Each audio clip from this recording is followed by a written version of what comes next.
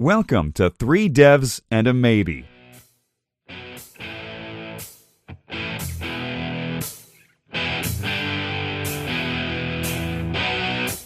Now introducing your show hosts, Michael Budd, Fraser Hart, Lewis Caines, and Ed Mann. Hello and welcome to another episode of Three Devs and a Maybe. My name's Ed Mann, and today we're joined by a good friend of the show, Joe Watkins. How you doing, Joe? I'm good. Hi, everyone.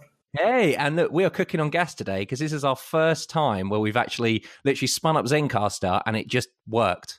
Like, you connected and we were talking, there was dialogue, there was no like Google Hangouts, there was no Skype, there was no phone, there was no like Morse code. It was just, yeah. So we're very happy today. That is true, but for the 10 minutes before you came on, to be honest, I was messing about with my audio settings, so I didn't manage to get it right. It worked. Victory. Oh man. Well, I was to say, like, it's been probably like July, I think, the last time you came on. So like, what's going on in the life of Joe? What you been up to, man? I left England because it was too cold, and I'm just sick of being cold all the time. I don't blame you. I can't blame you with that. That's a valid argument. Yeah. So where have you based now then? Spain. Okay, I can definitely, yeah. That is a very, I'm actually saying that I saw your tweet with the picture, and yeah, I can't really argue with that. That is a beautiful, breathtaking place that you're living now. Yeah, it's like summer for 8 months of the year, and my wife's got fibromyalgia, and it's horribly painful for her. And, you know, the doctor, we went away for a little while to Italy, and while we were there, she didn't have to take any painkillers, and it was just the climate makes all the difference. Jeez, man. Well, that's awesome. Well, that's so cool. And I know that. So how has the transition been then? Because you moved from the Isle of Wight, didn't you? Now, so you've moved from there to Spain. Where in Spain are you based? I'm in Pcre at the moment, but we're only in like temporary accommodation at the moment. But I am hoping to stay around here because it is very beautiful. But yeah, it's expensive and slow, and there's all kinds of things to worry about that could go wrong. But we're just gonna steam ahead and, you know, just make it work. Good on you, dude. Well, saying like, you know, slow, probably your internet connection. Because, yeah, do you mind explaining to the audience then, how are you actually coming to us today via recording? Today I'm using a SIM card in a router and connecting to mobile networks. And it actually is working pretty well. Yeah, well, it's quite fast, but you have to pay through the arse for it. I mean, it's £20 for 20 euros rather for 3.5 gigabytes of data, and you can only top up the thing 3 times in a month, and then I have to buy another SIM card. So how many SIM cards have you got through already? I've got a pile of 4 that I can't use until next month, and this one that I just got today that will be dead by the day after tomorrow probably. And yeah, and it's costing me 80 euros for every SIM card. So you can see I've spent like several hundred euros connecting to the internet since I got here. But I mean, I knew it was going to be, I mean, at home in the UK, I had 100 megabits a second using 2 BT lines. So I knew it wasn't going to be that. And I researched, and the average speed is only 10 megabits a second here in this particular area, which I could have coped with. And it just hasn't really worked out like that. There's no ADSL in this house, so I can't have ADSL connected. There's no fibre in this area, so I can't have fibre connected. So I'm pretty much stuck on mobile networks until I've got a permanent address, and then I can have whatever I want installed, except fibre, obviously. But yeah, it's temporary and expensive and slow. I mean, when you run out of data, it doesn't actually cut you off. It does a worse thing than that, and it restricts your speed to 64 kilobytes per second. Oh, that's mean. Yeah, no, it's like the internet circa 1990. It's very horrible. I don't like it at all. And yeah, that's probably the main problem I've got at the moment. But yeah, it's temporary. So. Oh, well, at least you got, because I mean, with speed tests and stuff, actually, like when it's running full, what are you getting kind of up and down? 100 megabits a second over 4G. Jeez. Yeah. That's amazing. Yeah. They've got an extremely excellent 4G network, but it's just so expensive. And they put these stupid restrictions on it that you can't keep just topping it up. I mean, I would just keep topping it up. I don't know why I have to go and keep buying SIM cards. But whatever. I mean, I can't do anything about it. So just onto another SIM card. Yeah. and then I'm just going to probably just throw them away or cycle them. I don't know. I haven't really thought that far ahead. I can't really, because there's probably some other restriction that I don't know about yet. I'm probably going to go in there at some. Well, I've actually already been asked why I'm buying so many SIM cards. They may eventually say we're not going to sell you anymore, because I'm going back to the same shop and the same checkout lady. Do you know what I mean? And they're probably just going to say, no, we're not going to do it anymore. You're obviously doing something suspicious. So you'll be on to the next shop then? Yeah, probably. Just go to a different shop, Orange or something. I don't know. Yeah. Oh man. But so what in the life of Joe then, kind of like what you've been doing like recently, kind of programming wise? I noticed on your GitHub account actually you've released was it WK HTML to PDFs? Like what was that? Is that an aid of? Was that some work thing? Actually, no. I just I hang around in chat rooms and that. Many people come in and say I want to do this with a PDF or I want to do that with a PDF, and is there any good PHP projects? And there's always a big discussion about it, and the result is, the conclusion of the discussion is that no, there isn't really any good PHP libraries that you could use. So I've known about WKHTML2X for ages. It's very mature, and I just thought one day I would expose that to PHP so that you could use that, because it's good. And it's mature and stable appy. So it just came about because people kept asking about it, and then one morning I was looking for something to write and just decided to do that. Nice. And a complete side tangent. I did put it in the show notes thinking maybe, on the radar at the moment for a lot of people, but, from you, definitely, C, C++ and everything. Like, are you interested in any of the cryptocurrencies, or have you looked into any of the source for like Bitcoin or anything like that?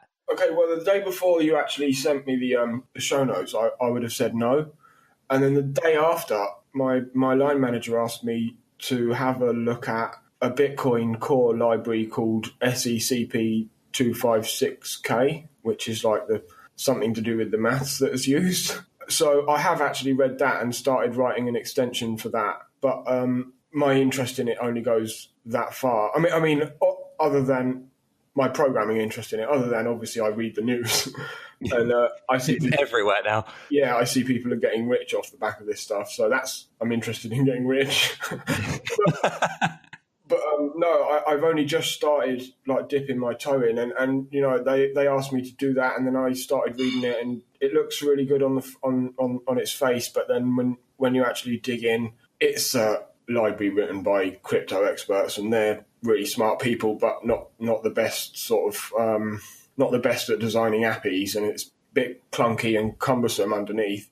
And then I started looking at the Bicoin actually do like a higher level library that includes the SECP256K code, but it kind of abstracts it at a higher level. So, for example, I don't really know what it means, but there's functions in the lower level library to tweak keys, and the purpose of them is to derive child keys from... Yeah, you have a seed, and then you can just hierarchical deterministic wallet thing. But the functions are really clunky, and it's not clear how to use them. But in the higher level library, it uses those functions, but it just gives you like a derive method. It's like, this is how we should have done it and how we should have presented it to you. Yeah, basically. But I mean, the SECP thing, I think it's more of a reference library than, and obviously it's used, but I mean, it's good that it exists because that's an isolated thing. So it's good that it exists. But it was always a thing, but it wasn't used widely until Bitcoin came about, which is why it's not in my, it's not part of my vocabulary, but like I don't really know that much about it. But yeah, I've just started getting into reading about it, so maybe ask me in another few months. No, that's awesome. So what are you kind of using it for? What's the idea behind it then at your work? I actually don't know. I'm just doing what I'm told. I don't know what it's been used for. I know it's something to do with Bitcoin. I'm told that there's a PHP only implementation of this, and there's one for Node, but the Node and the PHP one don't agree on output. So I was asked just to wrap the same library that Node uses, which is the lower level SECP256K library. So yeah, I know it's something to do with Bitcoin directly, but I don't actually know the details of it. I'm just doing what I'm told. That's cool. So the idea then is you're exposing that then to PHP world. So in theory, we'll be able to use this abstraction in PHP code. Yeah, we'll have that soon. Yeah, that's awesome. And will this be provided open source? Yeah. Yeah. Awesome. I don't do writing closed source code really anymore, not in C anyway. And actually, following on from that, another thing you've been working on, and actually you did a blog post on it last month, actually, was something to do with TestFest and test etiquette and stuff. So I was just wondering, like, what is PHP TestFest? Well, it's a really good idea, actually. It's a drive to make everyone a contributor and they do that by improving the tests that come with PHP, which are just written in PHP. I mean, anyone who uses PHP could write a test. Yeah, it's a thing that goes on for a few months, and they've got their own repository, and you make pull requests there for tests, and me or someone else will come along and review the test, and then at the end they give out electronic prizes, kudos and things, and all the tests get merged, and we improve the reliability of the test suite. So, I mean, that's why I'm sort of involved, because obviously I'm interested in making the test suite as robust as possible. So there's some things the test etiquette blog post was just about trying not to get people. I wasn't really about wasting my time. It was so they don't waste their time, because I'm not going to merge things that have been tested already. And so it was just like, make sure you look at code coverage, which we've got on PHP.NET systems. Make sure you look at code coverage and make sure you're not covering already covered paths, and make sure you're not testing particular parts of Zen that may report that they're not tested, but they definitely are. So yeah, that's what that was about. And TestFest is really great. I suggest everyone goes and reads about it and gets involved. And you go to the idea is that local meetups have the place where you learn how to do the tests, and you write them together at the meetup, and then you submit them afterwards or during the meetup. And so it's like you're not on your own. You've got people with you, and a good way to get your feet wet as a contributor to PHP.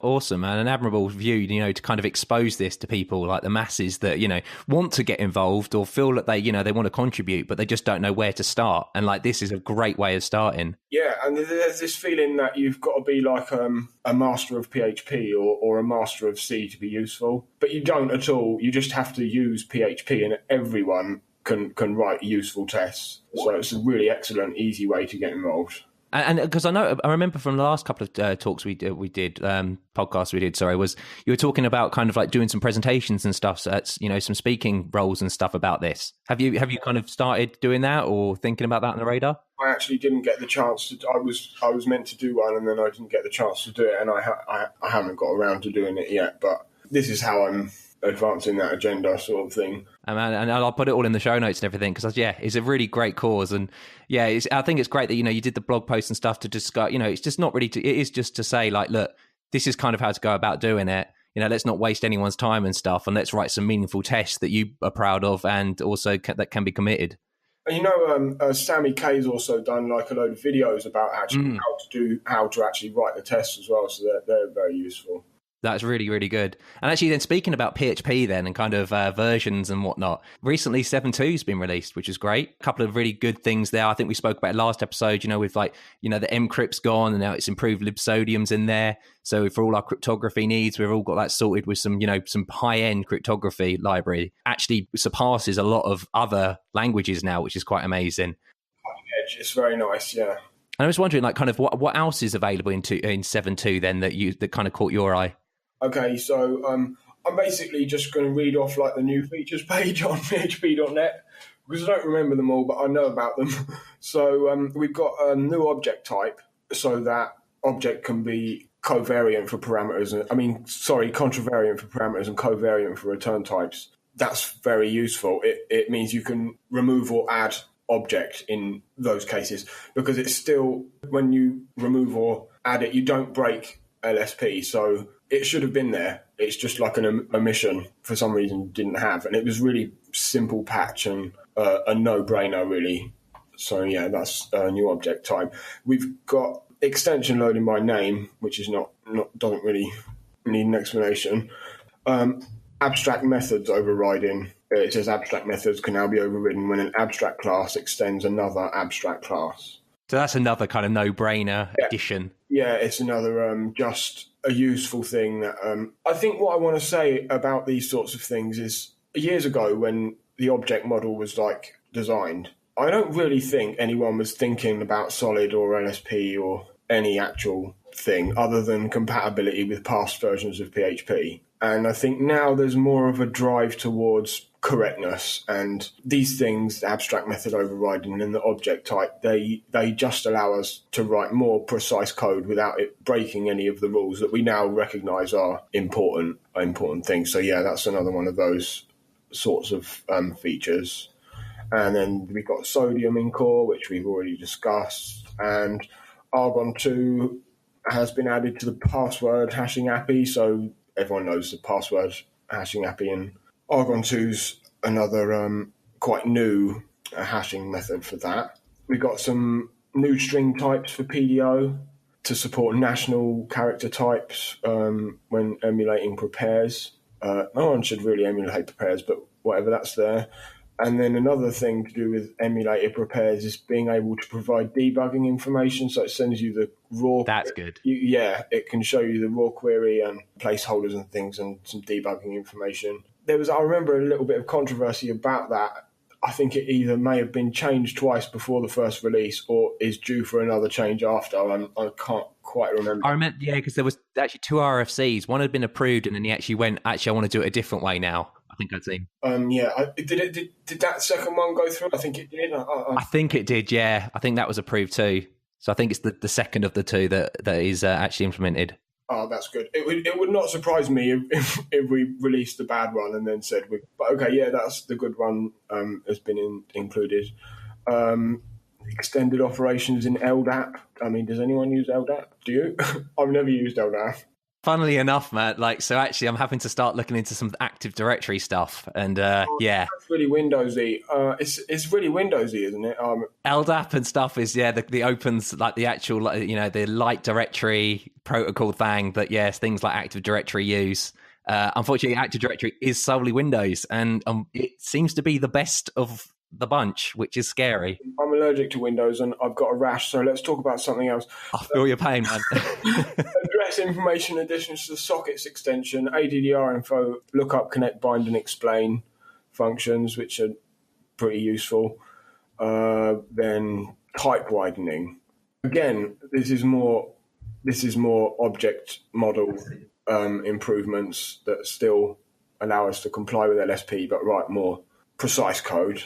And then just a very unimportant group namespace. You can have a comma after group namespaces. That's when you use a namespace and then there's curly braces and some names in the curly braces. All for the git diffs. All for the version control diffs. Yeah, I didn't really find that. I don't really find that a good argument. I don't think I voted on it or I voted no on it. It just didn't really seem that interesting or important to me. Because I think the other one's been approved, hasn't it? The function argument or parameter list now. Yeah, but I mean, if you're going to say, oh, we should have this because it makes PHP consistent, then we're going to be patching PHP until the end of time to try and make it consistent. If that's the only reason, then I don't think it's a good reason to change anything. But I mean, I can be wrong. I'm always wrong. So it's in. So it doesn't really matter what I think.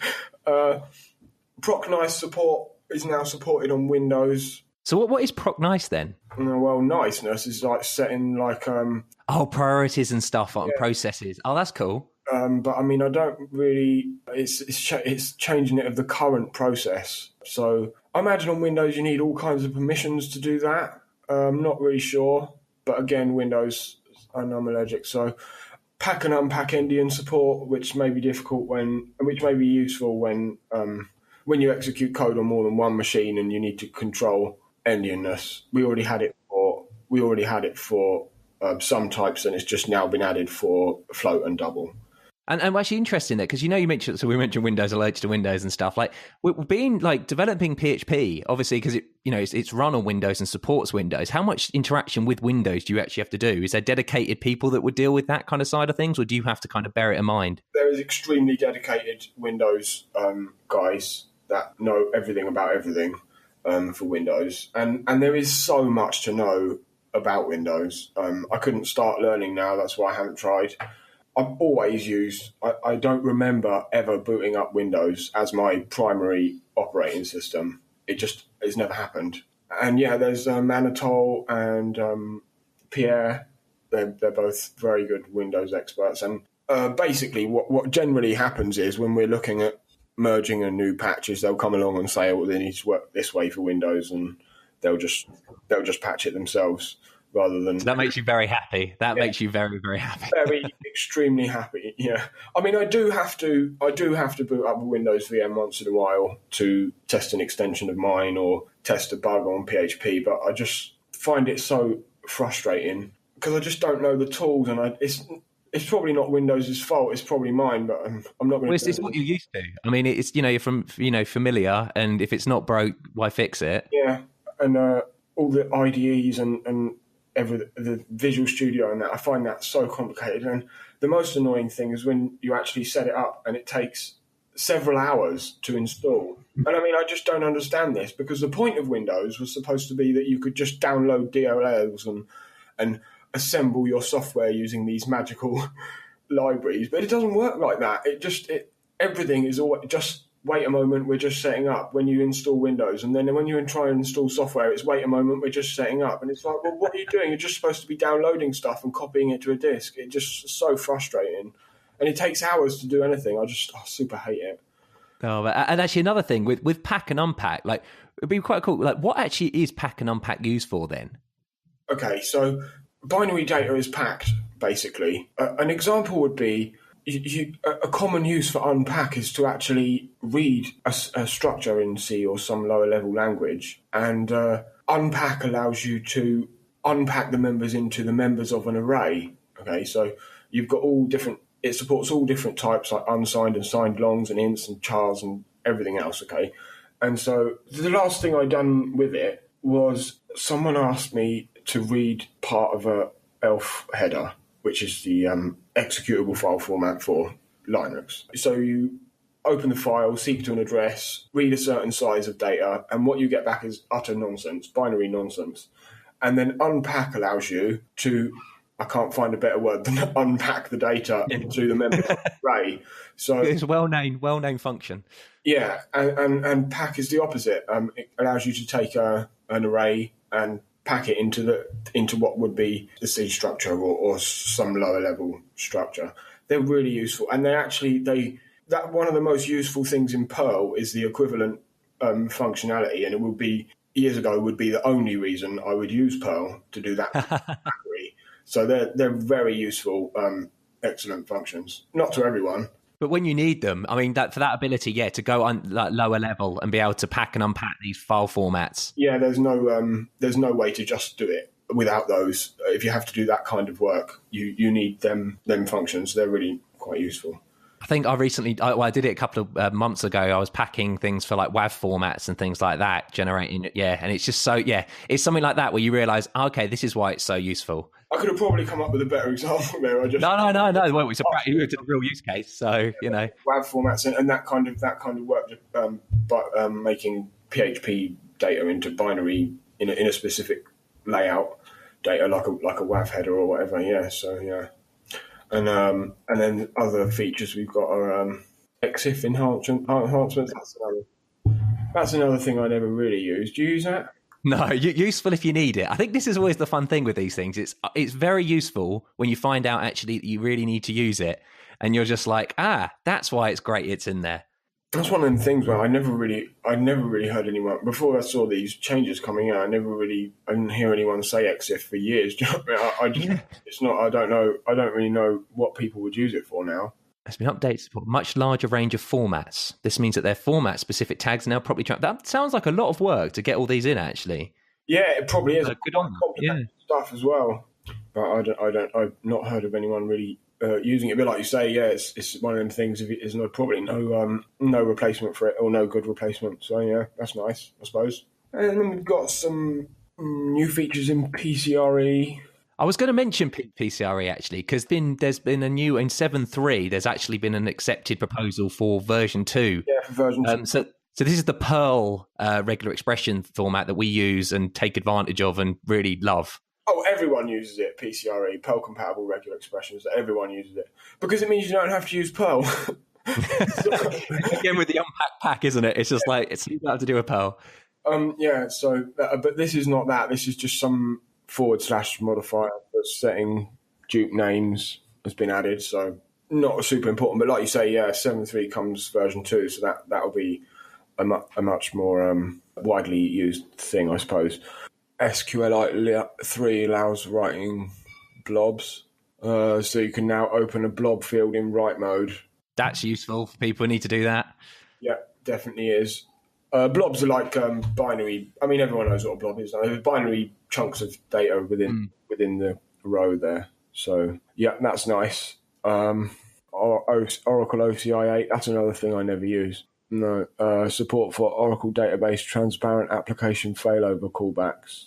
Again, I think it's one of those useful if you need to use it, isn't it? It's so fun. I mean, this is when you realise how much the world of PHP and our language kind of is affected by so many different things. Yeah, because this is probably useful to a whole bunch of people, just not us. That's it. But it probably is very useful. That's one of these, Oracle's one of these things we've got a guy for, because it's a very complicated subject and needs someone with a deep knowledge of the protocols and software use. So we've got a guy for that. Yeah, so that's good. That's if we didn't have that guy, we wouldn't get any new stuff.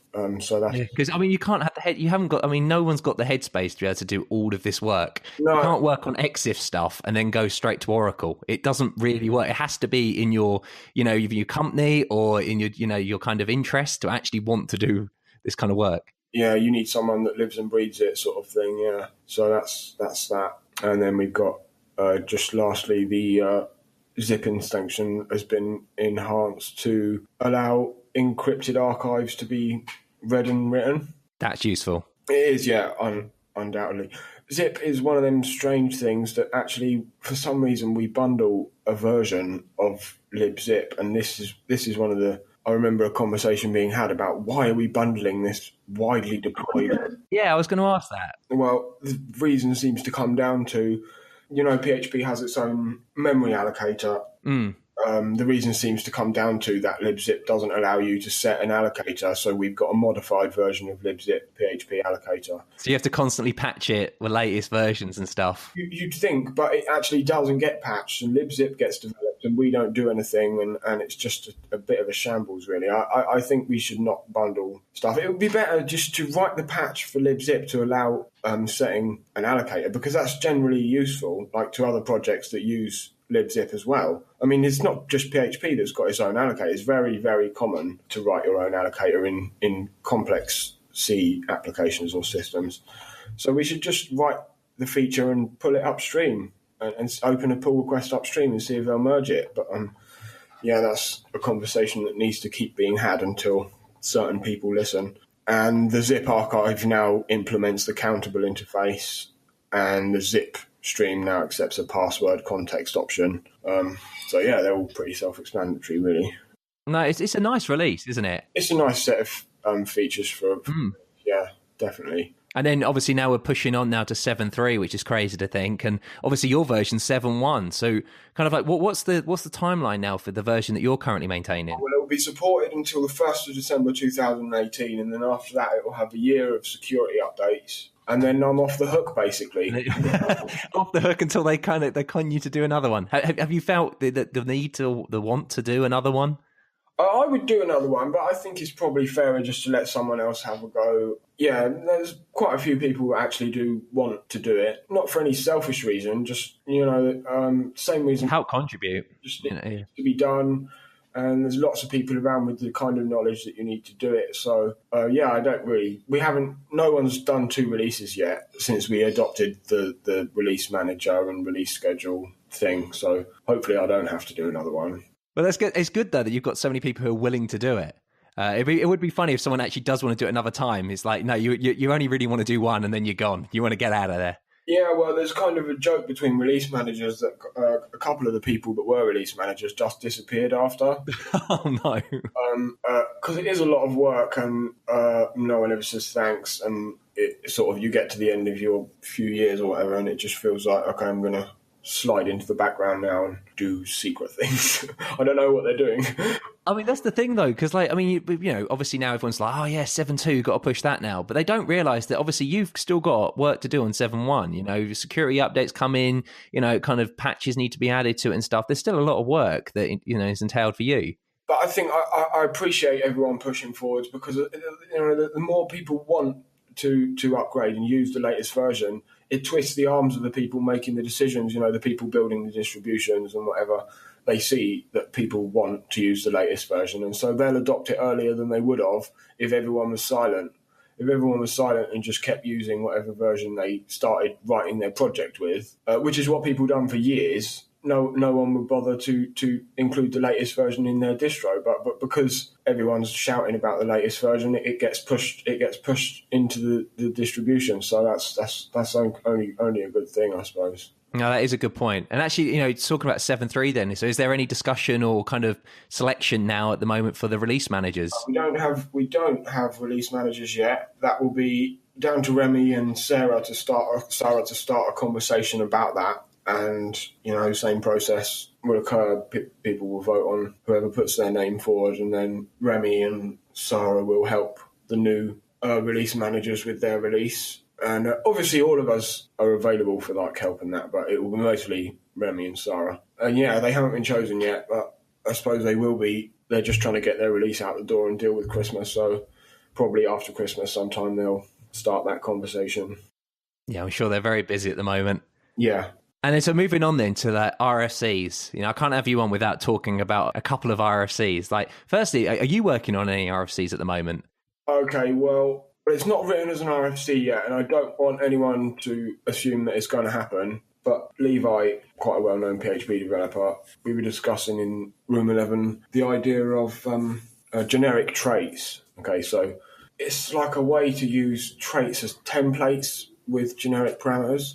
It's really, really very powerful. Great idea. And we've been working on that, but we see problems. If you're going to have generic traits, you want to have generic interfaces. It all starts trickling down, doesn't it? Yeah, and then once you've got generic interfaces, people are going to say, well, why can't we have generic classes? And the fact is that it's extremely difficult to implement generics, which is why no one's done it yet. I mean, there's a lot of smart people around and it doesn't exist. So that should tell you it's difficult, and it's so difficult that no one's even had a good attempt at it. I know there's an RFC for generics, but there's no patch. There's no good idea about how it will actually work. And it's hard. So, yeah, we're working on that, but it's kind of it's not a fully formed idea yet, but we are working on it. Cool. So is it a lot of work, like kind of implementation wise? Is it more like trying to think of it as a language concept, or is actually the implementation quite tricky as well? It's mostly the conceptual work that's difficult, because I'm not very good at conceptual thinking.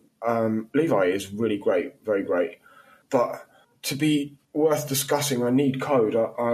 I can conceptualize code, but I can't turn what you say to me. I can't turn it into ideas unless I can imagine what the code looks like, if that makes sense. And so we're saying, we want, one day we want generic traits, and then the next day it's, well, what about this and that? And then it's, maybe we need generic interfaces. Well, how can we make that work? And it's like hours of discussion and 15 minutes, 20 minutes writing some code to test the idea. So it's pretty long and laborious, and I'm busy at the moment. Obviously, I was working with him really early in the morning with it, because he's in America, and I was working with him really early in the morning. He's still plodding along with it, but it's going to take more than one brain, and mine's not really super available at the moment. So I'm not sure how far we're going to get or where it's going to go. But it's a thing we've been playing with, I suppose. No, it sounds really awesome. And you, like you say, though, it's annoying, isn't it? Because once you see and conceptualize one idea, it does then kind of bubble out into interfaces and then classes and stuff. And it just becomes a much bigger, like, can't we just be happy with traits for now and then maybe expand in the future? Or do you think it has to be a full hog? I view traits as harmful and horrible. I mostly do code reviews at work. If you write a trait, I will slap you. Because I hate them. The idea comes from another language, and in the language where it was first implemented, they're very useful because they can implement interfaces. But when you do it in PHP, it's really clunky, because you've got to decide at the implementation site where you declare that the class uses a trait. The class has got to declare that it implements an interface, and then you use a trait to implement the interface. This doesn't make any sense. It's just wrong, actually. But it's too late now, and then there's been talk of let's have them implement interfaces, but there's problems with that. Anything that could make traits like properly useful, like this templates idea, I love. So I think it's worth pursuing, but I hate traits as they are. It does feel it is a bit of a hack, isn't it? It's a bit of a copy and paste. But it's not clever, though. I mean, I like a good hack if it's clever and it saves time and it makes code clearer. But in the real world, everyone's got a trait in one file and they implement the interface, but they don't declare that they've implemented the interface. And then in a totally disconnected, different file, you've got an implementation that uses a trait and declares that it implements the interface. But it doesn't. It's the trait that implements the interface, and that's wrong. It's just plain wrong. But I don't know why it wasn't seen when patch was. I mean, I wasn't around when it was first brought up for discussion or merged into PHP. But I would have shouted from the rooftops, "This is wrong!" But yeah, too late. Absolutely. And another one actually, was the UUID RSC. And actually, we spoke about it last episode, but actually now it's been declined. I was wondering, do you know the reason behind it? There's a few people that carry a lot of weight with their words, and one of them is Nikita, because he's responsible for quite a lot of Zend and all of the good ideas. And basically, he doesn't like it because it's an object API and it doesn't need to be. And I think that persuaded a lot of people to vote no. Other arguments include it's not tested. It's not the same as the de facto standard, which is Ramsey UUID. It's not quite the same. It's no reason to include it in PHP because it doesn't actually use any internal APIs. It could just be written in PHP like Ramsey UUID. And I think that's enough. I think that was just, really the fact that people think it's a bad API, we don't want to make these kinds of mistakes. The argument is that it should just be a function, that you could get the same from a single function, which is true. Although objects look nice to our eyes and we're all kind of trained now to think about objects, not everything has to be an object. And if you can replace an object and 10 methods with one function, sometimes that's a good idea. And in this case, probably is a good idea. So that's been declined, yeah. Would you think it would come back in the form of a function?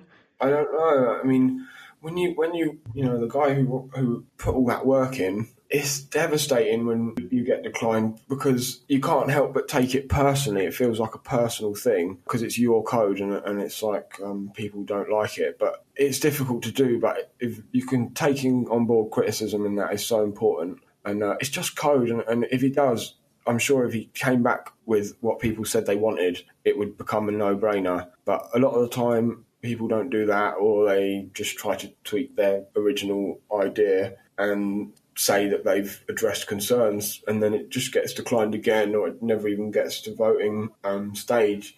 I mean, one problem was that it was under discussion for a while, and it got discussed, and there was criticism, but nothing changed. And then there was silence, or nothing major changed, and then there was silence, and then suddenly it became, it got put into voting. He got told that in the discussion, and maybe he'll take that on board. But I mean, who knows? No one else is probably going to come and do it because everyone can see this guy's worked really hard on it, and if anyone's going to do it, it should be him. But it's down to the individual, and I don't know what he's going to do.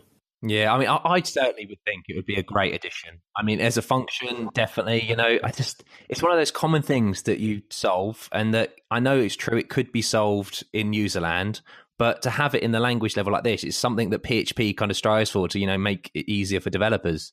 Yeah, I think having an API is a good idea, but it's just finding the right one. Absolutely. And actually something else now, so a couple of that are actually up under discussion at the moment. One of them's, I think it's from the Pcre actually, is the explicit send by reference. So the idea is that currently parameters that are passed by reference are only declared when defining a function, while the call site does not distinguish between by value and by reference arguments. So this RSC proposal, allows the marking by reference arguments at the call site as well, which I just think is another no-brainer. Like, this just makes code easier to reason about, especially if you have to explicit reason why you want to use it by reference. It would make code easier to reason about if we removed references. Not having references is another argument as well, yes. I hate references. I hate them from the perspective of someone who writes PHP and also someone who tries to implement new features for PHP. I think the preg match is one of the ones which really looks ugly, doesn't it? The fact that the reference, you pass in an empty match and then it will just come back magically with stuff. The in-out, it's the in-out problem that hasn't been solved properly. And it's the spooky action at a distance thing that parameters are, and references are, and once you've started to use them, the magic just spreads and you don't know where. and you don't know where things are being paid. Well, why has this changed? Never mind making things easier to reason about. If you actually use references, it makes code nearly impossible to reason about. So I understand why he wants to do this, but I wish that we would just leave references quietly, just leave them, and then eventually just, while no one is looking, just remove them. One release, it will just be at the bottom, and references By the way, are gone. references are gone. Yeah, I would love that. But I mean, you can't. I'm wrong about stuff all the time. I could be wrong. I don't know. He's much smarter than me. If you think this is a good idea, it's probably a good idea. But I whenever I see something try to make references better, I just think, why are you doing that? Don't do that. Yeah, it's those two arguments, isn't it? It's like, don't talk about it, or if you are talking about it, be very explicit that this is doing this horrible thing. Yeah. It's those two arguments, and I can understand both of them. I think I do agree with the RSC, though. I think, if I want it to be screaming at me, that this is happening, that especially at the call site, where is the most valuable bit, because I'm not going to go into the function or wherever the method and be like, oh, right, actually, okay, so this is, that's the gotcha at the moment, where you magically at the moment see, oh, so if I pass this in, you're actually going to affect my copy of it. Yeah, I understand it, but it's just... It would be nice if it completely went out, I agree. I don't know why we're advancing the agenda of references at all. Well, the other one then, the other under discussion is the concept of operator functions. And this comes up in FP a lot. Yeah, I do like this. Yeah, because so the idea then is for each of the PHP's built-in operators that solely are on expressions, so no assignment operators, a corresponding function with the same symbol could be added to the PHP standard library in the root namespace. So that for, say, the plus operator, there'll be a corresponding plus function. In bracket, you would have to do it in quotes, or for like the equality operator, you'd get the corresponding equality function. So yeah, I mean, this is just a great addition that kind of provides us with things that we would commonly have to put. Say if you want to do like an array reduce and sum up things. I mean, obviously you can do array sum now, but these kind of things that you kind of conceive and use, and everything being an object or a function in the world of functional programming. Adding this, I can't see it being a detriment and it just being an additional. Well, it's nice, but oh dear, a function has huge overhead and an operator has almost none. So what's going to happen is we'll probably merge that and then decide that we're going to have to special case in the engine a lot of these to make them back into operators. I was going to say, I'm guessing that is going to be some of the, because I don't know what the patch looks like, but is that what's happening there, or is it actually really wrapping as functions at the moment? Special casing at the moment. I can't see any special casing. So you would impede them with the performance overhead of a function, as opposed to being able to work out that it's an operator, and then that just does add complexity, doesn't it? All of the changes are in built-in functions mostly, and I can't load the diff, so... No, I like it. I like the idea, but I think the outcome is going to be much more complication. I mean, for example, strlen is a function, but no one actually calls it. It's special cased in the engine to use an operator because of the overhead. So if you actually do write functional code that actually does use function calls, it's going to be slow compared to just using the operators. So I like it, but I don't think it's... complete. I think probably, it's a complete implementation of what's detailed in the RSC, but what it isn't is a well thought out, a final solution to the problem. I suppose because if you're using things like in the concept of functional program with higher order functions, and you need to provide a function anyway, you're still then having to implement these, simple functions. So you might as well just have them in the core standard library. Yeah, but maybe rather than, I'm not convinced that you actually need the actual functions. I think there are nicer ways to implement it, but this is an implementation of what's drafted in the RSC, so it's good. I do like it, but I just it just needs some more work. More work, yeah. But if this gets merged, it wouldn't be the end of the world. It would just mean you're going to have to think about how to make that perform on par with the operators that you're wrapping, because you really don't want real function calls to happen, but you don't need them to either. It's not impossible to make it good. So yeah, I like it, and it can be made good. So yeah, that's good. That's awesome. Thank you so much, Joe, for taking the time again to come on the show. I really appreciate it, man. It's always good to catch up with you, and I hope all the SIM card funness and everything, you can kind of settles down and you get some real internet in soon. Yeah, either it will, or I will kill someone And one or the other. yeah. Oh, man. Well, guys, thank you so much, dude. Really appreciate it. And we'll have to do this a bit sooner than a couple of months. I'm sure there'll be a lot more work, RFCs and stuff coming out, everything. So there'll be a lot to talk about. And also, the generics one that you're working on and stuff, when you've got time to look into that and stuff more, it'd be definitely interesting to chat it out. Cool. All right, then, audience. Well, it's been another great episode, and we'll speak to you again next week. Goodbye. Bye. You've been listening to 3 Devs and a Maybe. You can contact us at contact@3devsandamaybe.com or follow us on Twitter at 3 Devs and a Maybe.